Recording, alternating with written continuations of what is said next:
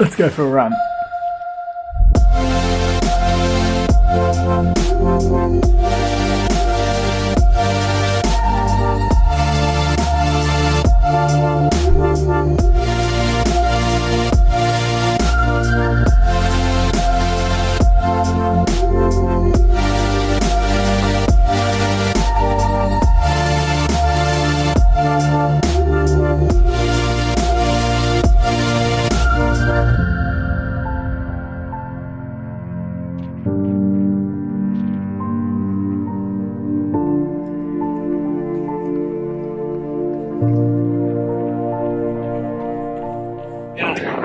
You guys may not know, but running's my absolute most favourite form of exercise. I think you just get so much out of it. It makes you feel so good. But if you get injured while you're running, it can be pretty tough. So while I'm jogging today, I'm going to tell you about the things that I found most useful when treating runners.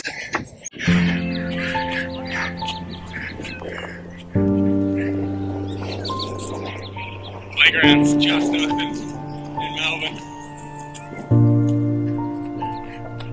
Oh shit, that's so busy. Now, this is actually my first run in about 2 weeks. I did something a bit foolish, ran a bit too far and a bit too fast, flared up a peroneal tendinopathy. So I'm feeling pretty good. I'm just going to take it pretty easy today, maybe get 6 or 7 Ks in and see how we feel. Which actually brings me to the point of today's video, which is treating runners. Now, managing your runner's load is by far the most important thing when it comes to treating runners. But managing load doesn't just mean decreasing the amount of running that you do. There's a bunch of different stuff that you can do with their running that will help reduce their load and help them recover from injury. The first thing is to look at their pace. Running pace is huge when it comes to managing their load. Now, when you're talking to your patient about how far and how fast they're running, you really need to get note of their minutes per kilometre. So how many minutes does it take them to run a full kilometre?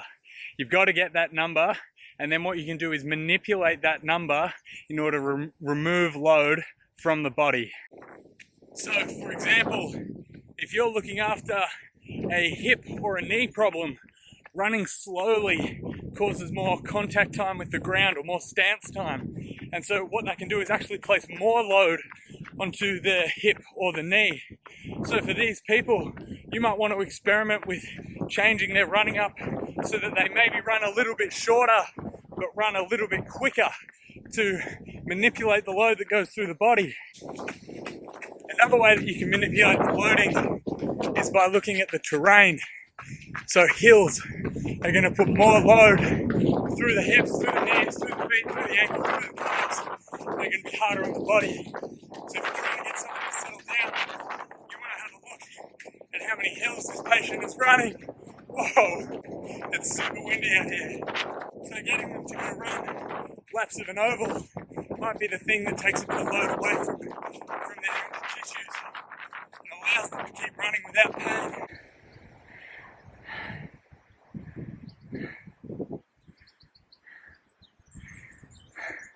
The next thing is looking at their cadence. Now, cadence is typically measured as steps per minute. Now, if you have a really low cadence, which means you run with really big strides, that's going to have a bigger amplitude of load going through your body. If you've got an angry knee or an angry Achilles, it might not like this. So moderating cadence can be huge when you're trying to run without pain. The typical rule is you want to increase someone's cadence by 5 to 10%. And if a patient has a Garmin or a smartwatch or something like this that tracks cadence, then they can actually set parameters for them to run inside. Now, the other thing that you want to look at is your runner's style of running. Now, the part of the brain that controls how you run is the same section responsible for skill acquisition. So things like playing the piano or juggling, that area of the brain is responsible for telling your body how you run. If you've developed, or if your patient developed a style of running that is stressing out their knee or stressing out their foot, then you want to have a really good look at that style of running and then get them to change it. Now, I would recommend looking at the stuff by Dr. Rich Willey on gait assessment and retraining. I'll put the links in below. Another crucial element of treating a runner is obviously strength. Now, what strength refers to is essentially capacity. You know, how much capacity has that region got to deal with load? And it's a really good predictor of injury, is strength discrepancies side to side. So when you're assessing strength, assess it using tests that really look at strength in isolation. Don't assess strength based off someone's, mechanics or just off their injury.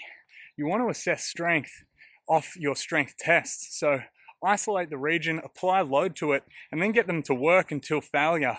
That's a really good, easy way to measure strength side to side, and then your job's easy. All you have to do is even it up. This is something I'd be doing in almost every runner that comes through the door, just because it is such a big predictor of injury that you might be able to prevent further harm by evening up their strength discrepancies. My foot's starting to hurt a bit now.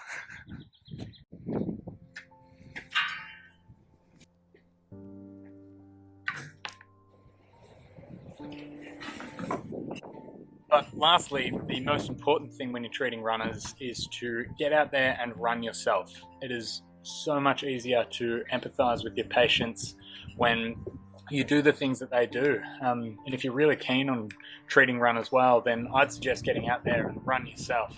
Running is such a huge part of people's identity. They literally call themselves runners. We don't use the same sort of terminology when we talk about going to the gym. We don't call ourselves gym goers. But for runners, it's really ingrained within their identity. So it's really important for runners to know that the person looking after them knows what they're talking about and knows the feeling of what it means to be a runner. So that'd be my last piece of advice, would be to get out there and run yourself. Thanks guys, I'll see you in the next one.